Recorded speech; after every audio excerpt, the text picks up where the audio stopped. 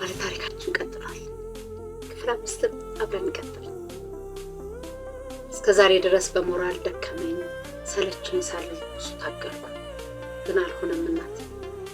የሁል ጊዜም ልፋቴ የሁል ጊዜም ጥረት ስራውን ቶሎ ጨርሼ ለመምጣት ነበር፣ ግን ሊሆን አልቻለም።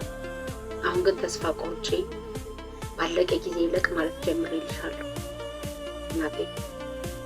ሁል ጊዜ ጌታ ሆነ ያለው ነገር ነው የሚሆነው። የሰው ልጅ ይጣደፋል እንጂ ከጌታ ፍቃድ ውጭ ምንም ነገር ማድረግ አይችልም አይደል? በተረፈ ግን ሁሉ ነገር ጥሩ። ክረምቱም እንዳጀማመሩ አይደለም፣ ትንሽ ቀለል እያለ ነው። አዲስ አበባ ግን በጣም ከባድ ነው አሉ። ደስ አለኝ። መጀመሪያ ክረምትን ለማሳለፍ የፈለኩት እናንተ ጋር ስለነበር ሳይሆን ሲቀር ጊዜ ለመጽናኛ የፈጠርኩት መላክ ራስን ማታለያ ነው።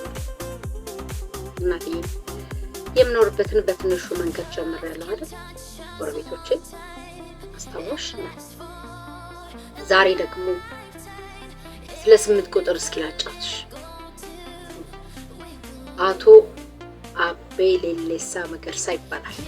ትልቅ ሰው በእድሜ፣ ነገረ ሰው ግን አጠይቂ በቃ ይፍንዳታ ነው።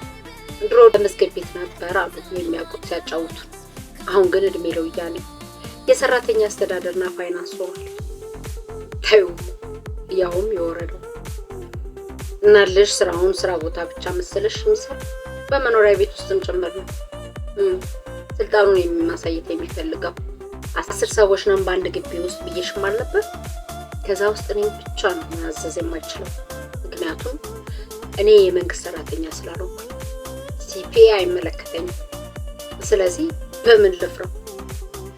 አሁንማ ይፋ ሆነ ጠባችን። በቀደመ ቤት ተኝቼ ቀጥ ብሎ መጣ። ወርዳድ እያለ ሊያዘኝ ሞከረ። ፈለገ ልበልሽ ነገ ሰራተኛ ካንተ ጋር ላክና የአስተዳደር ቢሮ ኮርኒስ ማስገነባ ስለሆነ መተው እንዲለቁ አንተ ብትሆን መተህ እንድትለካ አይለኝም? አስተዛዘዙማ ታይ ቀብረ ብሎ አልኩታ። እንኳን ለእናንተ የሚሆን ለራሳችንም ጊዜ አተናል። እንደውም እናንተ ጋር ጊዜ እንደልብ ስለሆነ ብታበድሩኝና እኛ ብንሰራ አለለው። ምን ልበልሽ፣ ድሮም ድሮ ነበር አንዋደድም። ባሰበት ተናኩኝ አለ። ግቢውን አመፀው። ሁሉም ከስራ ወጥቶ እስከ 4 ሰዓት ድረስ ቤቱ አረፍ የሚልበት ጊዜ ነበር። ሁሉ ስለሚፈሩት ማን ይወጣ? ተኝተው ይሰሙናል። አንጀታቸውን ቅቤ ያጠጣሁላቸው።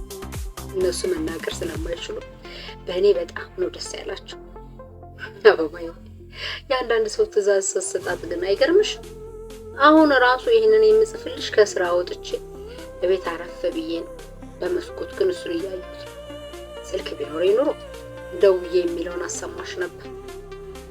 በጽሁፍ ግን አቤ ሌሌሳን መግለጽ በጣም ይከብዳል። በ20/10/96 12 ሰዓት ሁላ ተጻፈ። ለሁሉም ነገር መታደል ያስፈልገዋል አይደለም የሚባለው? በመታደልም በአግባቡ መጠቀም ደግሞ ሌላው ታላቅ ነገር ነው። በጣም ነው የገረመኝ። አስታውሽ ጊዜን መስዋዕት አድርጌ አንቺን ብዬ ስልክ በመደወል የሚገባኝ ምስጋና ነው።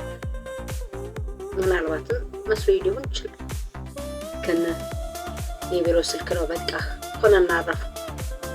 ምንም ማለት አይደለም። ምክንያቱም በልቤ ነገሽው አንቺ እንጂ እኔ አንቺ ውስጥ ምን እንደሆነ ያላውቅምና እረዳሻለሁ። እርግጠኛ ነኝ ግን እንደዚህ አይነት አባባል በድራማ ላይ ሰምቼ እንደሆነ እንጂ ራሴ ላይ በፍጹም አስቤው አላውቅም። በእርግጥ ለስራ ተቆርቆሮሽ ከሆነ በጣም ከሚገባው በላይ አደንቅሻለሁ። ከምንም ነገር በፊት ስራ መቅደም እንዳለበት ለሀገርም ለራስም ጥሩ እንደሆነ ከሚያምኑ ሰዎች አንዱ በመሆኔ ይቀበላለሁ። ግን ለዘመንኛው መንገድ ከሆነ ደግሞ እንጃ ብቻ ይከብዳል። በዚህ እንኳን አላምንበትም። ለማንኛውም ለመወሰን በጣም የሚያስቸግር ነገር ስለሆነ በዚሁ ትቼዋለሁ። ቻው ቀን ድረስ ግን ከመጻፍ አልቆጠብም። እሱንም እንደምጽፍ ስለማታውቂ ነው እንጂ አትጻፍ። የማንበቢያ ጊዜ የለኝም ላለማለትሽ ምንም ማረጋገጫ የለኝም። እናቴ ስራ ወዳጅነትሽን በጣም ወደድኩት። የዚች ምስኪን ሀገራችን እኮ እንዳንቺ አይነት አታ እድገቷ እንደ ካሮት ይሆን እንዳልችል አንድ ቀን በሙያሽ አንቱ ከተባሉት ጋር እንደምትደርሽ እርግጠኛ ነኝ። ታዲያ ይሄ ነገር እውን የሚሆነው ለእኔ የተቆጠበው ጊዜ ከሌላውም ተቆጥቦ ለቢሮ ስራ የተሰጠ እንደሆነ ብቻ ነው። በይ ይህም ጊዜሽን በመሻማቴ ያው ከአሁን በፊት ላለው ማለት ነው ማዘኔን እየገለጽኩ ደረሰሽም አልደረሰሽም አይታወቅም። መጻፌን ግን እቀጥላለሁ። አልጻፍስ ብል ቆይ ከማን ጋር አወራለሁ? ልቤን እኮ ተቆጣጥረሽዋል። ይላል መልካም የስራ ቀን ይሆናልሽ። 26/10/96 11:35 ቁላት ጻፍ አባይ እንዴት ከመሻል አሁንማ ብለሽ ያለ ሙያዬ ጸሐፊ ልታደርጊ የሚቀርብሽ ዋ ካለቃዬ ጋር እንዳታጣይ። በእኔ ቀልድ አያውቅ ቀኝ እጄ ልታሳጭኝ ነው ወይ በሚልሽ የገጠር ኑሮ ተስማምቶኛል ከዳሽ በስተቀር። አሁን ክረምት ስለሆነ አስተማሪዎች ወደ ሀገራቸው ተሰደዋል። አብዛኛው የመንግስት ሰራተኛ የዓመት እረፍት ወስዶ ሄዷል። በጣም ጥቂት የምንባል ሰዎች ነን ኩላ ከተማ ውስጥ የቀረን፣ በጣም ጥቂቶች። ያው ሀገር ጠባቂዎችም አይደለም። አሁን ግቢ ውስጥ ያለነው 4 ብቻ ነን። ዛሬ እስኪ ስለ 7 ቁጥር ልንገርሽ። የክልሉ ወይም የወረዳው የሂሳብ ሹም አዲስ አበባ ልጅ ሀገሩን ከለቀቀ ድፍን 10 ዓመት ሞልቶታል። አሰላ ሚስትና ልጅ አለ። በጣም የሚገርምሽ ጠዋት ከቤት ከወጣ ማታ ከ5 እስከ 6 ከዛም በላይ አምሽቶ ነው የሚገባው። ታዲያ ምን አለበት ይሆናል? ያለበትማ ቀኑን ሙሉ ጫት ሲቅም ነው የሚውለው። ከሰዓት በኋላ ቢሮ የሚገባበት ቀን በጣም ጥቂቶች ናቸው። እነሱም የሚፈረም ወረቀት ካለው ብቻ። ቅሞ ማታ ሲመጣ ነው ቤት ውስጥ ያለው ችግር ሁሉ የሚታየው። በቃ ከዛ መደዳውን ማንኳኳት። ይቅርታ ሻማል ነገ ገዛለሁ። ቁራጭ ሻማ ካልስጠኝ እባክህ። ሌላው ጋር ይሄዳል። አሁንም ያንኳኳል። በእናት በዚች ላስቲኳ ሙላልኝ። አሁንም ሌላው ቦታ ሄዶ ኳኳ። እባክህ 1-2 ፍሬ ክብሪት ስጠኝ። በቃ እነዚህ ሁሌ ማታ መደበኛ ጥያቄዎች ናቸው። ቶሎ ካላገኘ እመኚ 10ን በር ይንኳኳል። ከዛ ታዩ እነዛ ሽማግሌዎች ይነሳሉ። በቃ ለተወሰነ ደቂቃ እንቅልፍም ራዲዮንም ታዩ ከፕሮግራሙ ምንም ጉዳይ የለው። ከድምፁ ነው ሱዳንኛ ይሁን አረብኛ፣ እንግሊዘኛ ይሁን አፋርኛ ለሱ ሁሉም ያው ናቸው። ቢጠፋ የሚለው ድምጽ ይሰማል። ክረምቱም እየከበደ ነው። ያለማቋረጥ ይዘርፋል። ጊዜው ስለሆነ ግን ምንም አይባልም። ምክንያቱም ወቅቱ የራሱ ያው ደጋግሜ እንደነገርኩሽ ኩላ ዝናብ ዘነበ ማለት መንቀሳቀስ ቆመ ማለት ነው። በጣም ከፍተኛ ጭቃ ስለሆነ ከቤት መውጣት በጣም ይከብዳል። የሀገሬው ሰውማ ዝግጁን ሩቦት ጫማ ከእጁ ከዘራና ባትሪ አይለዩት። እኔ ባትሪ መያዙን ለምጄዋለሁ። ሌላውን ግን ገና ነው።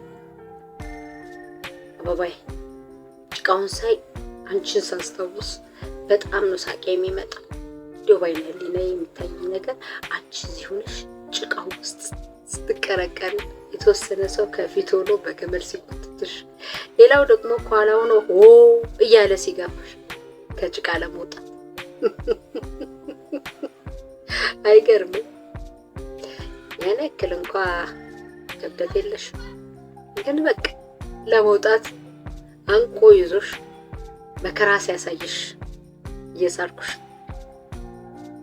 ወየው አንቺ በኖርሽልኝና ጭቃዋን አይደለም መሬቷን ባላስረገጥኩሽ። ሙች ቢቻለኝ ሽኮኮቢ ባይቻለኝ እንደ ልጅነትሽ እምቡቡ ብዬ ነበር ማሻግርሽ። ዳሩ የፈጠረሽ አምላክ በጣም ስለሚወድሽ የኔም ጸሎት ተጨምሮ እንደዚህ አይነት ቦታ ያሳይሽ። እሺ እንደው ለጨዋታ ያክል እናትዬ ለሁሉም ነገር ጊዜና ቦታ በጣም ወሳኝ ነው። አሁን እኔ ኩላን በአይኔ ባላይና ሌላ ሰው ክረምት ገጠር እንዲህ ነው ብሎ ቢያወራልኝ አልቀበለው ወይም አላምነው። ግን በማየቴ በጣም ደስ ይለኛል። ባወራም ስላየሁት ነገር እርግጠኛ ሆኜ ነው።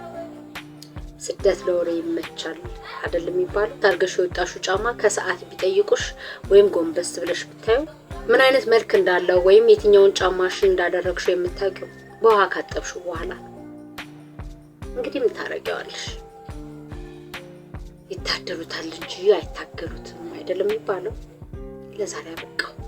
ማታ 1 ሰዓት 12:11:96 ኩላ ተጻፈ። አሁን በፊት ከአንድም 2 ጊዜ ለመምጣት ተዘጋጅቼ በተለያየ ምክንያት ሳይሳካልኝ ቀረ እንደጓጓ። አሁን ደግሞ ለ3ኛ ጊዜ እየተዘጋጀሁ ነው። እናትዬ ብዙ ጊዜ ለምን እንደሆነ አላውቅም በጣም የጓጓሁለት ነገር አይሳካልኝም። አሁን አዲስ አበባ የሚያስመጣ የሥራ ጉዳይ ያጋጥሞኛል። በእድሉ ለመጠቀም እየተዘጋጀሁ ነው። በእርግጥ አበል አይኖረውም፣ ግን አንቺን ማግኘቱን ከአበል በላይ ስለማስበው በፍጹም አይከፋኝም። ምናልባት የሚከፋኝ ያለው የአንቺ አቀባበል ሁኔታ ነው። አቤት ያኔ አቀባበልሽ ቀስቀስ ያለ እንደሆነ ወይኔ አበሌ ወይኔ ብዬ ወደ ብር ሐሳብ የምዞር ያኔ ነው። ለዚህ ነው የጓጓሁት። ለዚህ ነው እንደዛ ስንትና ስንት ፈጥሬ ሮጥ ብዬ የምናደደው። ግን እንደማይሆን እርግጠኛ ነኝ። 4 ቀን በኋላ አንቺን እንደማገኝሽ ካንቺ ጋር ቁጭ ብዬ እንደምጫወት ሳስበው እንዴት ደስ ይለኛል መሰለሽ። ችግሩ ግን ይህንን እያሰብኩኝ ስራ መስራት አቅቶኛል። ቀኑም አልገፋ ብሎኛል። አንዴ ሳምንቱ ቢያልቅ እንዴት ደስ ይለኛል መሰለሽ። ግን ምን ዋጋለው? በእኔ ኃይል ትንሽም ደቂቃ ቢሆን ፈቀቅ ማድረግ አልችልም እናትዬ። ለማንኛውም እግዚአብሔር ይርዳኝ። በእኔ በኩል ግን ዝግጁ ሆኛለሁ። እንዲሳካም እጸልያለሁ። በ24/11/96 ከዚህ በኋላ ያለውን በአካል እንደማገኝሽ ስለማስበው ሩቅ እንደሆንሽ እያሰብኩ መጻፍ አልፈለኩት። እስከምንገናኝ ጓጉቻለሁ። ደህና ሁኚልኝ። የብቻ ናፋቂሽ። በ24/11/96 ማታ 2:45 ኩላ ዶቺ። እንዴት ነው እንዳለው ያገኛትና ካገኛት በኋላ ያለውን ነገር ይጽፍልን ነው? አብረን እንከታተላለን። 1996 ግን በዚህ ተጠናቋል። ምን አጋጠመው ምን ሆነ አብረን እናየዋለን። እወዳችኋለሁ። ደህና ሁኑልኝ።